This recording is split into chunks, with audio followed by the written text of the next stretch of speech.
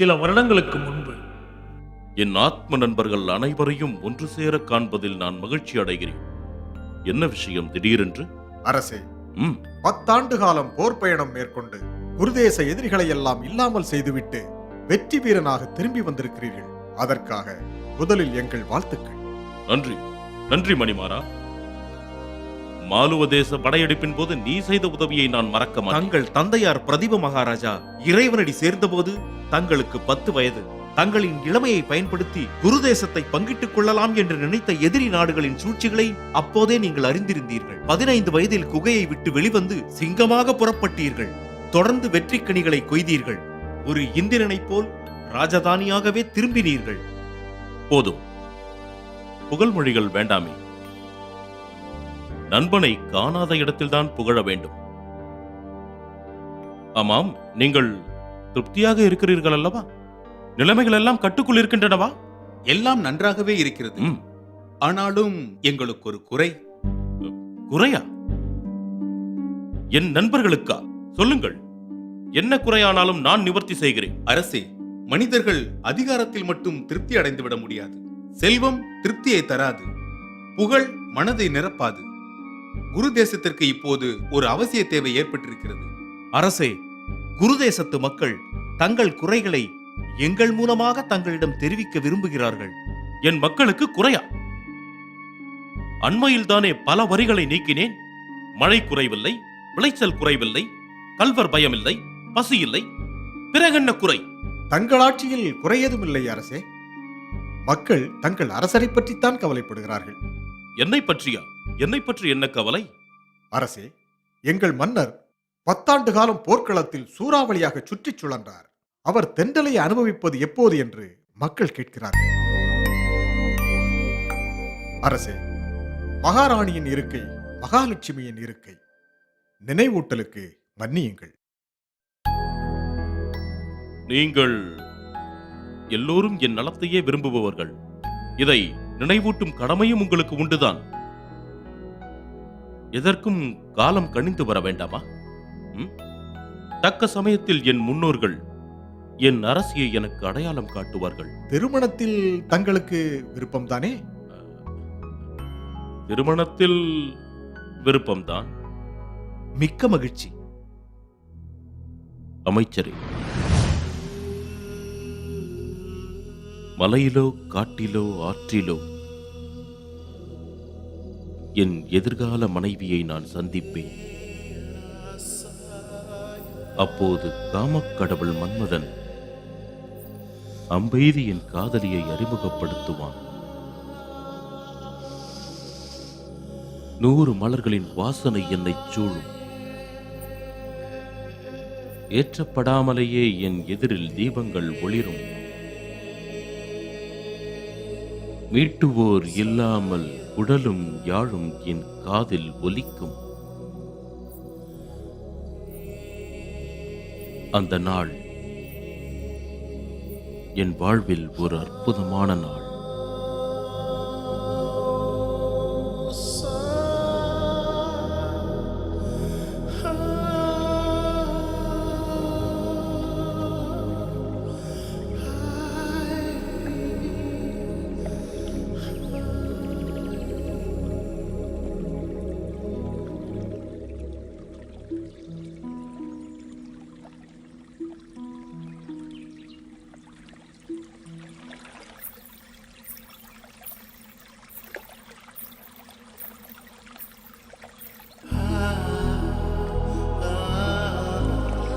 மலையிலோ காட்டிலோ ஆற்றிலோ என் எதிர்கால மனைவியை நான் சந்திப்பேன். அப்போது காமக்கடவுள் மன்மதன் அம்பெய்தி என் காதலியை அறிமுகப்படுத்துவான். 100 மலர்களின் வாசனை என்னை சூழும். ஏற்றப்படாமலேயே என் எதிரில் தீபங்கள் ஒளிரும்.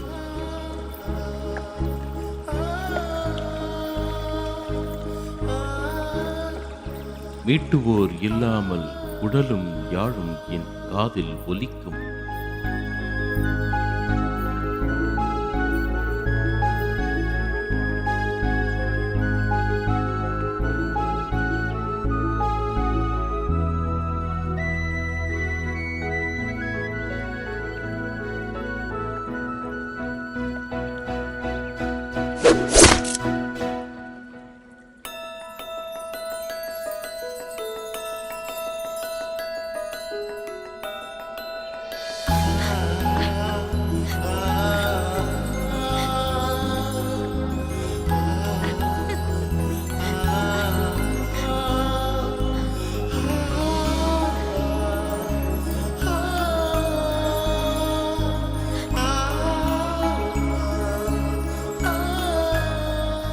ஆஹா, மலருக்கு மலர்களால் அபிஷேகம்.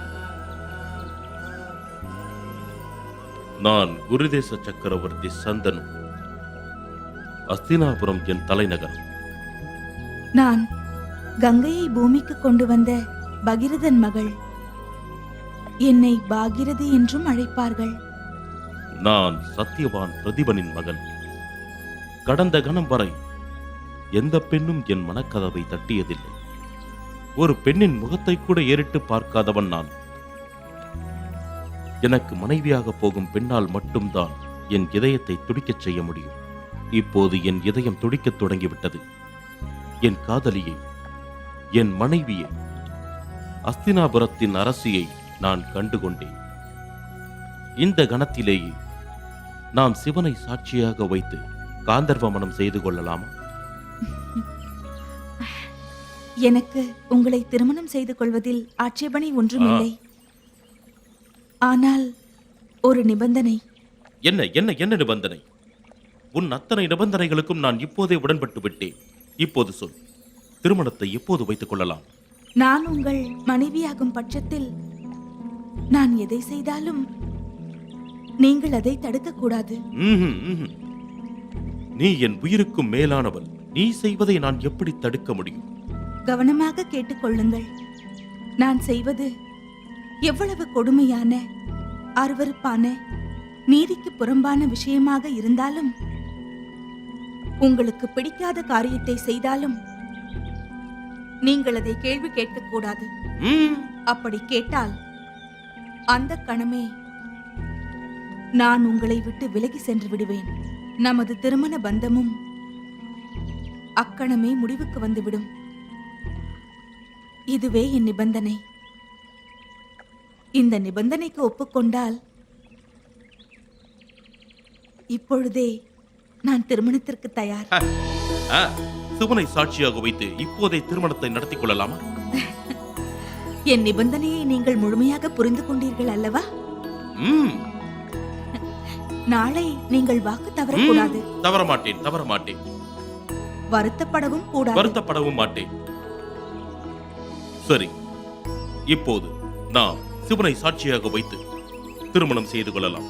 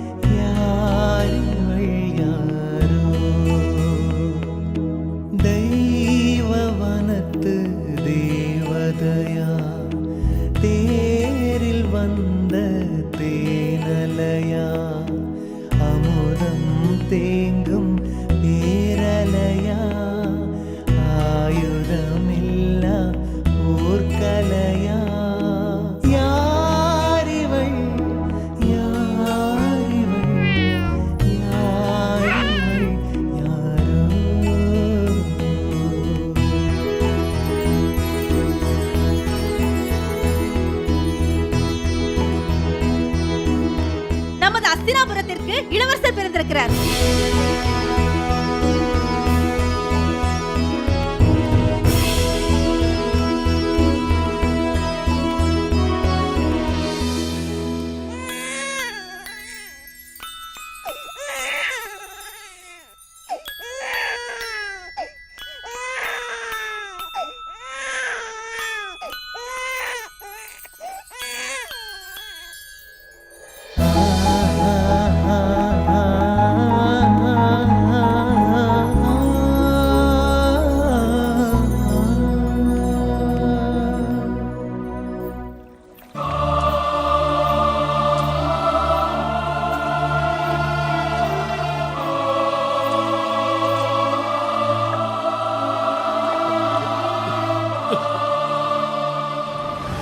செய்வது எவ்வளவு கொடுமையான, அருவருப்பான, நீதிக்கு புறம்பான விஷயமாக இருந்தாலும்,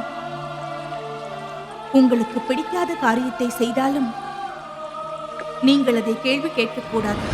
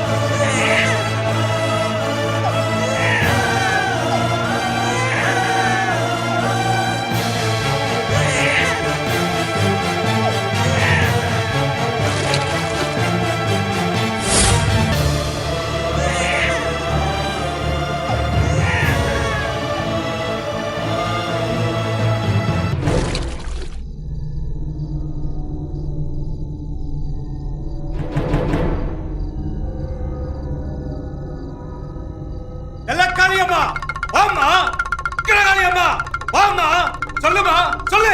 இந்த ஊரை பிடிச்ச பிடாரி ரத்த காட்டேரி எப்பதான் ஊரை விட்டு ஓடும்? தாயே துர்கா, நல்ல குறி சொல்லு. எல்ல காளியம்மா, நல்ல வாக்கு சொல்லு. தர்மரசம் பூமியிலே பெயர்ந்து வந்தடா, பெரும்பாவம் பண்ணுதடா. பத்த குழந்தைகளே பத்தவளை கொல்லுறாளே, கொல்லுறத பார்த்துக்கிட்டு போன மாதிரி நிக்கிறானே, அப்ப போன மாதிரி நிக்கிறானே. ராஜா சத்த எறிய போலே செயலெழுந்து நிற்கிறானே. ஆரெல்லாம் புறமதக்கே அத்து தண்ணி ரத்தமாச்சு. அஸ்தினாபுரிக்கு அழிவு காலம் வந்துடுச்சு. வானம் பொழியாது, இனி வயலெல்லாம் விளையாது. காத்து வீசாது சத்துணுவின் ஆட்சியிலே, நீதி நிலைக்காது, நியமனங்கள் நடக்காது.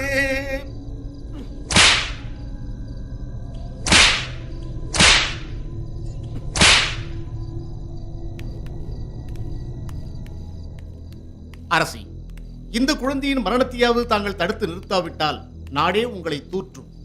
தயவு செய்து இளவரசரின் மரணத்தை எப்படியாவது தடுத்து விடுங்கள். உண்மைதான், பொறுத்ததெல்லாம் போதும். அரசியின் 7 குழந்தைகளை ஆற்றல் விட்ட காரண காரியங்கள் ஏன் என்று எனக்கு தெரியவில்லை. ஆனால் இந்த குழந்தைக்கு அப்படி ஒரு கொடுமை நேர்ந்துவிடக் கூடாது. இதற்கு நான் இப்போதே ஒரு முடிவு கட்டுகிறேன்.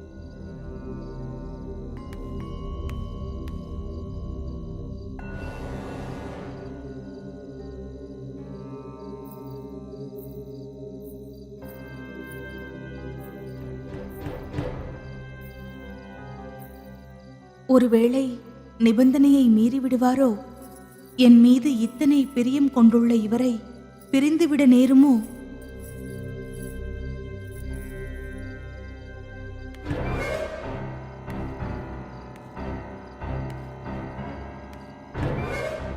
கங்கா, வேண்டாம், எழ வேண்டாம். அது உனக்கும் சிரமம், நம் இளவரசனுக்கும் சிரமம்.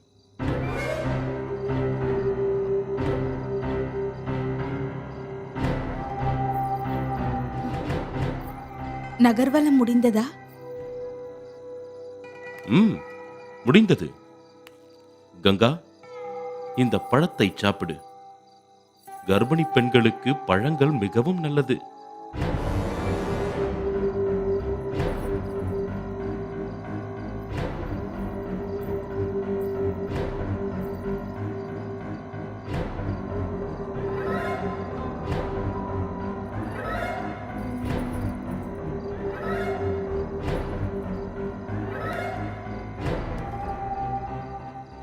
நாளை உதயத்தில் ஒரு இளம் சூரியனைப் போல் நம் இளவரசன் பிறப்பான் என்று வைத்தியர் கூறியது உன் ஞாபகத்தில் இருக்கிறது தானே கங்கா?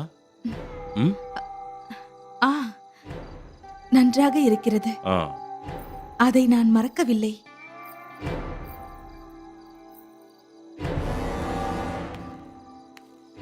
ஆமாம், வேலை தவறாமல் வைத்தியர் சொல்படி மருந்தை உட்கொள்கிறாய் அல்லவா? ஆம். ஆ, எதற்கும் அவள் பிடிகொடுக்க மறுக்கிறாளே.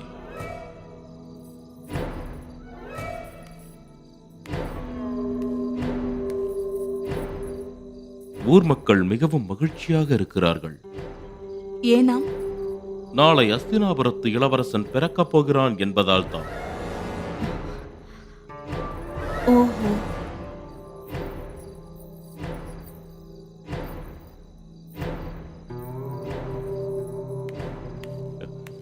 நம் குழந்தைக்கு பெயர் கூட வைத்து விட்டார்கள். ஓ, ம், என்ன பெயராம்? கங்கையின் மகன் அல்லவா, காங்கேயன் என்று பெயர் வைத்துள்ளார்கள். பெயர் என்னவோ அழகாகத்தான் இருக்கிறது. ம். இளவரசருக்கு தனியாக ஒரு மாளிகை அமைப்போம். உலகே வியக்கும்படி அவனை வளர்த்து ஆளாக்க வேண்டும். வசிஷ்டர் நம் குழந்தைக்கு கல்வி புகட்ட வேண்டும். பரசுராமர் வாழ் பயிற்சி அளிக்க வேண்டும். பரசுராமனும் வசிஷ்டரும் இந்திரனுக்கும் மேலானவர்கள் அல்லவா? நமது குழந்தை இந்திரனையே வெற்றி கொள்வான். இந்த மண்ணிற்கே சொர்க்கத்தை கொண்டு வருவான். ஆ, எனக்கு தூக்கம் வருகிறது. ம், ம். நாளை உதிக்கப் போகும் சூரியன் என் அஸ்தினாபுரம் இளவரசனுக்கு வாழ்த்துச் சொல்லும். அப்படித்தானே கங்கா? எல்லாம் விதிப்படி நடக்கும். ம், சரி, வா, ஓய்வெடுத்துக் கொள். உறங்கு.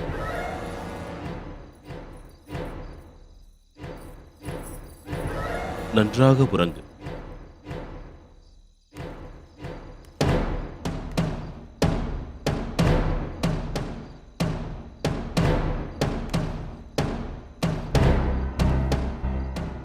நல்ல வேளை, நாம் கங்காவுக்கு செய்து கொடுத்த சத்தியத்தை மீறவில்லை. நாளை நிச்சயமாக நல்லதே நடக்கும் என்று நம்புவோம்.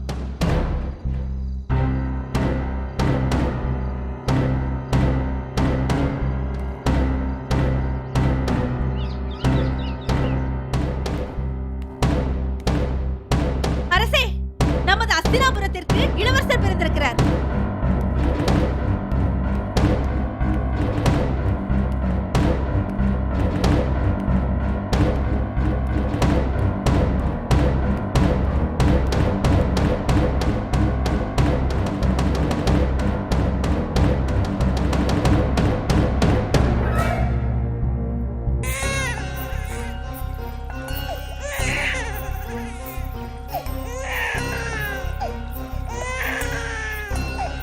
நிறுத்து! நீ என்ன பெண்ணா பிசாசா? குழந்தை என்ன குற்றம் செய்தது? எதற்காக குழந்தைகளை கொல்லும் ராட்சசியாக இருக்கிறாய்? சொல், சொல். அரசே, உங்களுக்கு புத்திர பாசம் தோன்றிவிட்டது. இனி நான் உங்களுக்கு அவசியப்பட மாட்டேன். மூடத்தனமாக பேசாதே. நம் இருவர் காதலின் கனியே குழந்தை. குழந்தையை ஆற்றில் போட்டுக் கொள்வது என்ன நியாயம்? குழந்தை என்ன குற்றம் செய்தது? இந்த கங்கை என்றைக்கும் வற்றுவதே இல்லை. உன் மனதில் ஈரம் வற்றுவிட்டதா என்ன? அரசே, எது நிகழ வேண்டும் என்று விதி தீர்மானித்திருக்கிறதோ அது நிகழ்ந்தே விட்டது. நாம் இருவரும் செய்து கொண்ட ஒப்பந்தத்தை நீங்கள் மறந்துவிட்டீர்கள். எதை எதை ஒப்பந்தம் என்கிறாய்? இதே கங்கை ஆற்றில் இதே சிவபெருமான் முன்பு நாம் செய்து கொண்ட ஒப்பந்தம் அது. நான் எதை செய்தாலும் அதை தடுக்கக்கூடாது என்பதுதான் ஒப்பந்தத்தின் சாரம். நான் நேசித்தேன், இப்போதும் நேசிக்கிறேன். உன்னுடைய எந்த விருப்பத்திற்கும் குறுக்கே நிற்கக்கூடாது என்ற காதல் உணர்வினால்தான் உன் ஒப்பந்தத்தை நான் ஏற்றுக்கொண்டேன். ஒரு மனைவி தான் பெற்ற குழந்தையை தண்ணீரில் போட்டு கொல்வாள் என்றும் அதை அவள் கணவன் வெறுமனே பார்த்து கொண்டிருக்க வேண்டும் என்றும் ஒரு ஒப்பந்தம் இருக்குமா கங்கா? நீ சொன்ன எதையுமே காதில் வாங்கிக் கொள்ளாமலேயே நான் சம்மதம் தெரிவித்தேன். ஆனால் நீயோ மிருகத்தின் நகங்களால் ரத்தத்தை தொட்டு என் பெயரை எழுத பார்க்கிறாய். நான் பெற்ற 7 குழந்தைகள் என்னை சொர்க்கத்தில் சந்திக்கும் போது ஏனப்பா என்னை அம்மா கொன்றாள் என்று கேட்டால் நான் என்ன பதில் சொல்வேன்? நாம் பிரியும் நேரம் வந்துவிட்டது. தங்களை விட்டு பிரிவதில் எனக்கும் மகிழ்ச்சி இல்லை. என் வாழ்வில் முதல் வசந்தமும் கடைசி வசந்தமும் தாங்கள்தான். நம் மீது விழுந்த சாபம் இப்போது விலகுகிறது. சாபமா? என்ன சாபம் அது? நமது கடந்த ஜென்மத்தில் நாமே விலைக்கு வாங்கிக் கொண்ட சாபம். உங்களுக்கு நினைவிருக்க வாய்ப்பில்லை. நாம் இந்திர லோகத்தில் தேவேந்திரன் முன்னால் காதல் வயப்பட்டோம்.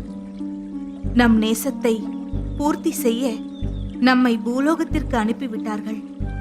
நாம் வரும் வழியில் தெய்வ குழந்தைகளான அஷ்டவசுக்களும் நம்மை தாய் தந்தையாக கொண்டு பூலோகத்தில் பிறக்க வேண்டும் என்று வரம் கேட்டன. நாமும் கொடுத்தோம். அந்த வசுக்களின் வேண்டுகோளை நிறைவேற்ற நமக்கு பிறந்த 7 குழந்தைகளை சொர்க்கத்திற்கு அனுப்பிவிட்டேன். இது 8வது குழந்தை. இவனே வசுக்களின் தலைவன். இவனையும் சொர்க்கத்திற்கு அனுப்பத்தான் கங்கை கரைக்கு வந்தேன். தாங்கள் குறுக்கே வந்து தடுத்து விட்டீர்கள். இப்போது நான் உன்னை புரிந்து கொண்டேன். என்னை மன்னித்து விடு கங்கா. அரசியை நாம் தவறாக புரிந்து கொண்டோம். உயிர் வாழ வேண்டியது இவனது விதி போலும். கடவுள் இவனிடம் ஏதோ ஒரு பொறுப்பை ஒப்படைத்திருக்க வேண்டும்.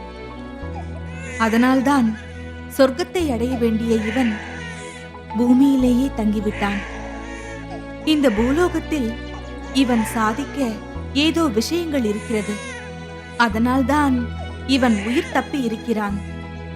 உங்கள் விருப்பப்படியே இனி இவனே குருதேசத்தின் காவலனாக இருப்பான். இவனால் உங்கள் புகழ் சொர்க்கத்தின் சுவர்களில் எழுதப்படும். இவனை என்னோடு அழைத்து செல்கிறேன். உங்களுடைய ஆசைப்படியே கல்விமானாக்கி தலை சிறந்த வீரனாக்கி உரிய காலத்தில் உங்களிடம் இவனை ஒப்படைப்பேன். கங்கா, சாபத்தின் காரணம் எனக்கு தெரியாததால் உன்னை தூஷித்தேன். எனக்கு விடை கொடுங்கள் அரசே. கங்கா, நீ என் ஆவியை எடுத்துச் செல்கிறாய். உங்கள் ஆவி உங்களின் இந்த மகன்தான். உங்களுக்கென்று ஒரு தேசம் இருக்கிறது. நீங்கள் அதன் காவலன், மன்னன், மக்களின் உயிர். நீங்கள் அஸ்தினாபுரத்தின் உயிராக இருக்கிறீர்கள். நான் புறப்படுகிறேன். கங்கா, என்னை விட்டு போகாதே கங்கா. இன்று செல்வது நாளை வருவதற்காகத்தான். இக்குழந்தையை நிகரில்லாத வீரனாக்கி தங்களிடம் அழைத்து வருவேன்.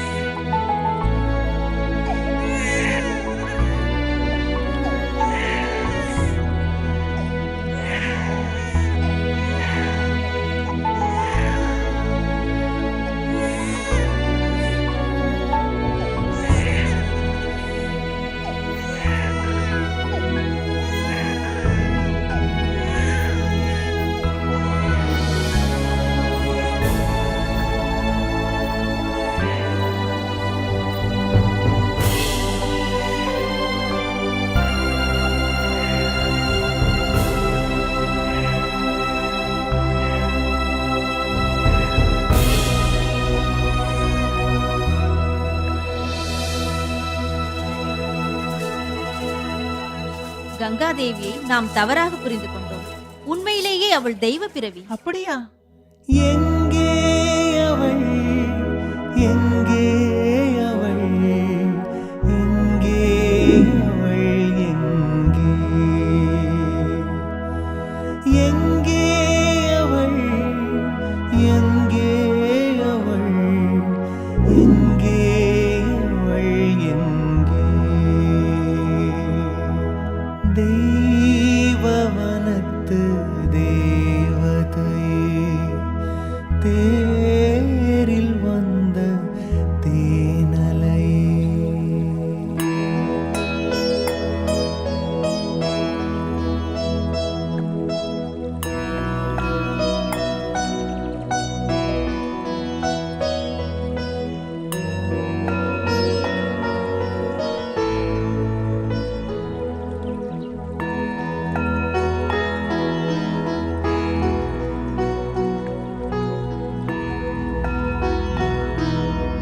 தெய்வ தேவவனத்து தேவதையே தேரில் வந்த தேனலையே அமுதம் தேங்கும் பேரலையே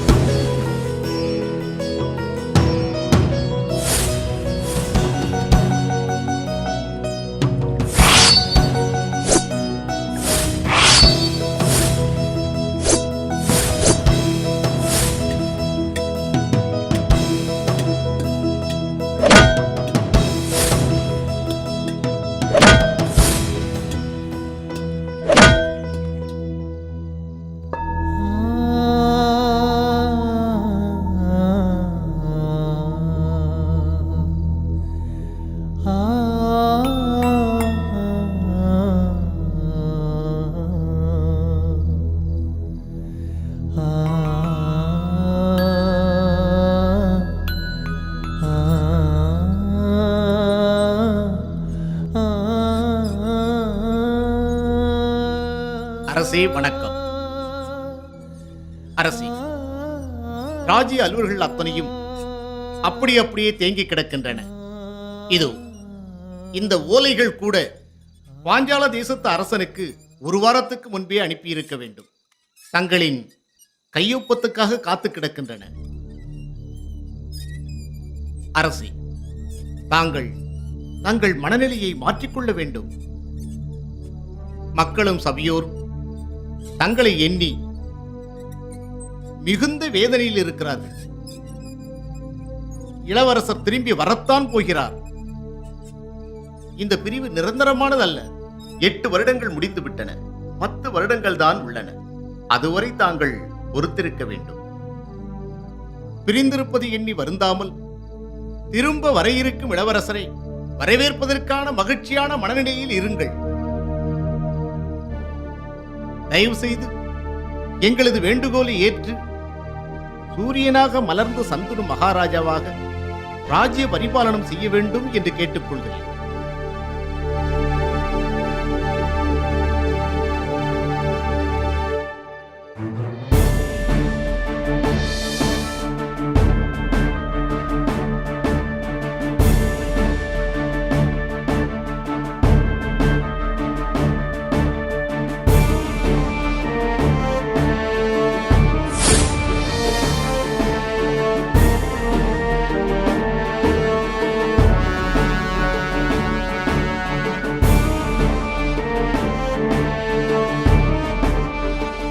இப்போது தயாராக இருக்கிறாயா? தயாராக இருக்கிறேன் குருவே.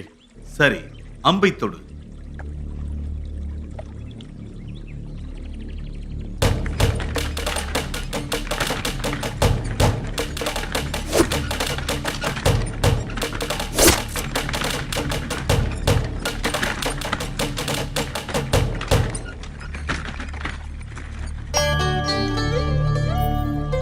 வா கங்கா. கங்கா, உன் மகன் என்னையே வெல்ல முடியும். அப்படி சொல்லாதீர்கள் சாமி. அவன் வாழைக்கன்று, நீங்களோ ஆல விருட்சம். நான் 30 ஆண்டுகளில் முயன்று கற்றதை அவன் 3 ஆண்டுகளில் கற்று முடித்து விட்டான். தேவவிரதா, இனி நீ வில்லில் கற்பதற்கு எதுவுமே கிடையாது. நான் உனக்கு சொல்வது இதுதான். உனக்கோ உன்னை சார்ந்தவர்களுக்கோ உயிரபாயம் ஏற்பட்டால்தான் வில்லை நீ எடுக்க வேண்டும். கொடுமைக்கு எதிராகவும் அதை தவிர்க்க முடியாமல் போனாலும் தான் அம்புகளை நீ பயன்படுத்தலாம். நீ பயன்படுத்துகின்ற ஒவ்வொரு அம்புக்கும் இறைவனிடம் பதில் சொல்லியே தீர வேண்டும் என்கின்ற அச்சம் எப்பொழுதும் உன் மனதில் இருக்க வேண்டும். ஆயுத வித்தைகளில் கடவுள் நீங்கள். நான் தேவவிரதனை வெறும் கட்டையாக கொண்டு வந்து சேர்த்தேன். அவனை ஒரு அழகான சிற்பமாக எனக்கு மாற்றித் தந்திருக்கிறீர்கள். தேவவிரதா, தர்மத்தின் வழி நீ அனைத்திலும் வெற்றி பெறுவாய்.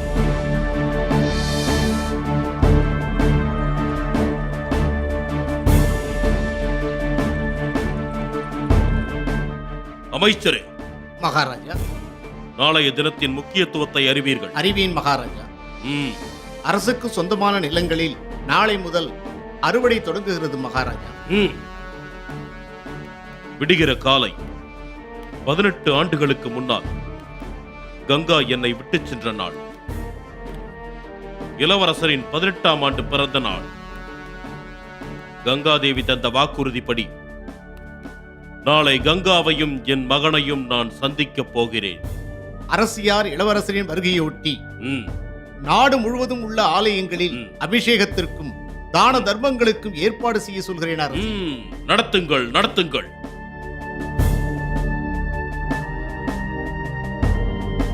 என் மகன்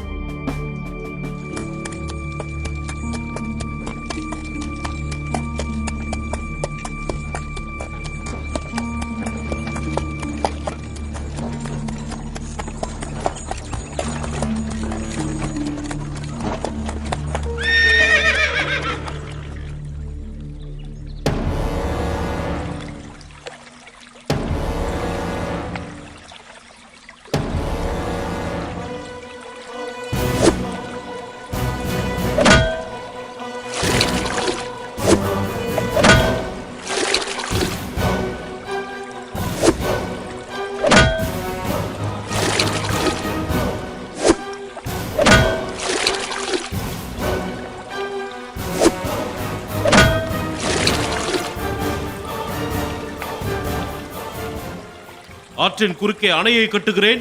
அதை உடைக்க நீயா? நான் வானத்தின் மகன், பூமியின் புத்திரன். இந்த நதியை விடுதலை செய்ய வந்திருக்கிறேன். ஆ, என்னையா எதிர்த்து பேசுகிறாய்?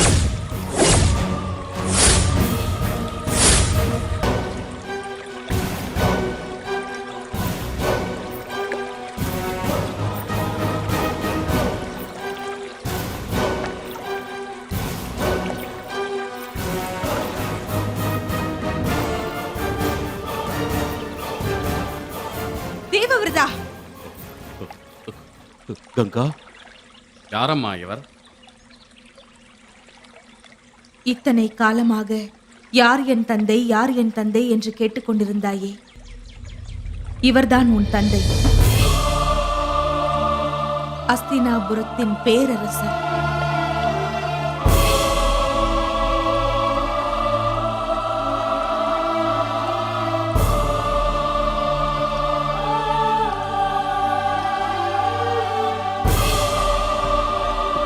மகளே,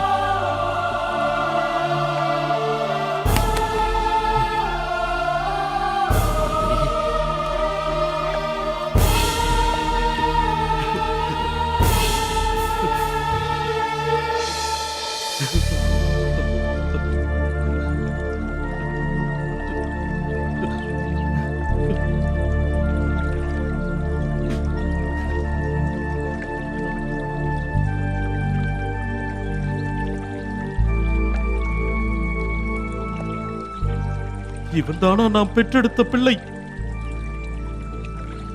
உங்களை பிரிந்த இந்த பாவி 18 ஆண்டுகளாக நடைப்பிணமாக திரிந்தேன்.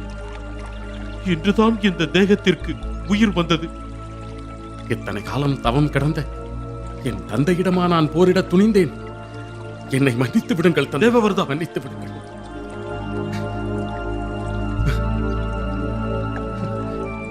அரசே, என் கடமை இன்றோடு முடிந்துவிட்டது. ஆம், உண்மைதான் கங்கா. நம் வசந்த காலம் இன்று முதல் துவங்குகிறது. இல்லை அரசே, என்னை நீங்கள் மன்னிக்க வேண்டும். நீங்கள் விரும்பியபடியே தேவவிரதனுக்கு வசிஷ்டர் கல்வியை போதித்திருக்கிறார். பரசுராமர் போர் பயிற்சி அளித்து சிறந்த வீரனாக்கி இருக்கிறார். பாரத வருஷத்தில் நம் மகனுக்கு நிகரான நீதிமானும் இல்லை, வீரனும் இல்லை. ஆனால் நான் உங்கள் இருவரையும் பிரிந்தாக வேண்டும். அன்னையே, என்ன சொல்கிறீர்கள்? கங்கா, இனி ஒருபொழுதும் என்னால் உன்னை பிரிந்திருக்க முடியாது. அரசே, நம் பிள்ளையை ஒப்படைக்கவே வந்தேன். ஒப்படைத்து விட்டேன். வந்த காரியம் முடிந்தது. நான் வானலோகம் செல்ல வேண்டும். அன்னையே, அன்பு கூர்ந்து எனக்கு விடை கொடுங்கள். என் கண்களை ஒப்படைத்து விட்டு என் உயிரை பறிக்கிறாயே கங்கா. இனி உங்கள் உயிரும் மனமும் ஆத்மாவும் நம்முடைய மகன்தான். அவனிடத்தில் நீங்கள் என்னை காண்பீர்கள். தாயையோ அல்லது தந்தையையோ நான் பிரிந்தே வாழ வேண்டும் என்பது எனக்கு விதிக்கப்பட்ட விதியா அம்மா? விதி அதுதான் மகனே. என் இல்லற வாழ்க்கை முடிந்தது. நான் இந்திரலோகம் செல்ல வேண்டும். என்னை துயரக் கடலில் தத்தளிக்க விடாமல் இருவரும் எனக்கு விடை கொடுங்கள். இந்த உலகத்திலேயே துர்பாகியசாலி நானாகத்தான் இருக்க முடியும். அப்படி சொல்லாதீர்கள். தேவவிரதன் போன்ற மகனை பெற்றதால் நீங்கள் சகல அதிர்ஷ்டங்களையும் பெற்ற பாக்கியசாலி. காலம் இதை உணர்த்தும். அம்மா, தங்களை பிரிந்து நான் எப்படியம்மா வாழ்வேன்? மகனே, இனி இவர்தான் உனக்கு தாயும் தந்தையுமாக இருப்பார். அஸ்தினாபுரத்தின் நலமே உன் எதிர்காலம். உன்னை பிரிவதை நினைத்தால் என் மனம் பரிதவிக்கிறது. ஆனாலும் நான் பிரிந்தே ஆக வேண்டும். அன்பு மகனே, என்னால் உன் தந்தை பட்ட துன்பத்தை வார்த்தைகளால் சொல்லி மாளாது. இனி சகலமும் உனக்கு தந்தைதான். அவருக்காகவே நீ உன் வாழ்க்கையை அர்ப்பணம் செய்து கொள்ள வேண்டும். செய்வாயா? தங்கள் சொல்லி நான் என்று மீறி இருக்கிறேன் தாயே. அரசே, நம் அன்பு மகனோடு புறப்படுங்கள். கங்கா, இறுதியாக கேட்கிறேன், எங்களோடு வந்துவிடு. ஆம் அன்னையே.